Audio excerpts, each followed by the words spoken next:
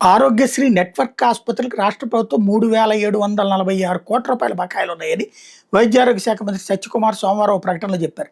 Tri-party bid discounting విధానంలో private network ఆసుపత్రికి 1,000 కోట్ల బకాయిల చెల్లింపులకు చర్యలు తీసుకున్నట్టు చెప్పారు. ఈ నిధులు ఏపీ పవర్ ఫైనాన్స్ కార్పొరేషన్ ద్వారా ఆరోగ్యశ్రీ ట్రస్ట్కి సమకూరినాయని, సుమారు 25 ఆసుపత్రులకు 62 కోట్ల వరకు చెల్లింపులు చేసినట్టు చెప్పారు. ఆసుపత్రుల యాజమాన్యాలకు విడుదల చేసే నిధుల్లో నుంచి వడ్డీని ముందుగానే మినహాయించుకుంటున్నట్టు వివరించారు. ఆరోగ్యశ్రీ నెట్వర్క్ ఆసుపత్రికి చెల్లించాల్సిన బకాయిల కోసం చంద్రబాబు ప్రభుత్వం ఏపీ పవర్ ఫైనాన్స్ కార్పొరేషన్ ద్వారా 1,000 కోట్లు అప్పు చేసింది.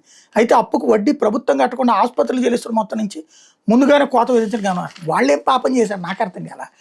ఆరోగ్యశ్రీ అంటేనే ఫీజు తక్కువ రాయితీ. వాళ్ళు మామూలుగా ఒక ఇదే అక్కడ ఉన్నటువంటి రూమ్కి ₹1,000 డబ్బులు తీసుకుంటారు, కానీ బెడ్కి డబ్బులు కూడా తక్కువే తీసుకుంటారు.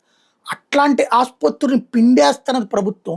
వాళ్ళ డబ్బులు వాళ్ళకి ఇవ్వకపోగా అప్పు తీసుకునేది ప్రభుత్వం. అప్పు తీసుకుంటావు నువ్వు, ఏదన్నా అమ్ముకుని తీసుకుంటావు నీ ఇష్టం, కానీ వాళ్ళు వడ్డీ కట్టేది ఏంది? వాళ్ళు అప్పు చేశారు. అది అప్పటికే జగన్ టైంలో అప్పులు ఇవ్వట్లేదు డబ్బులు, పైగా ఇది అడ్మినిస్ట్రీరియల్ పద్ధతేనా? పోనీ వాళ్ళందరూ ఏమన్నా మామూలు వాళ్ళు అంటే అంతకుముందు అందరూ తెలుగుదేశానికి సపోర్ట్గా చేసిన వాళ్ళు. జగన్ టైంలో లేట్ అయిందని చెప్పి జగన్ దిగేదాకా వెంటబడ్డారు. వాళ్ళు వచ్చిన ప్రతి పేషెంట్కి అబద్ధాలు చెప్పారు, మోసం చేశారు.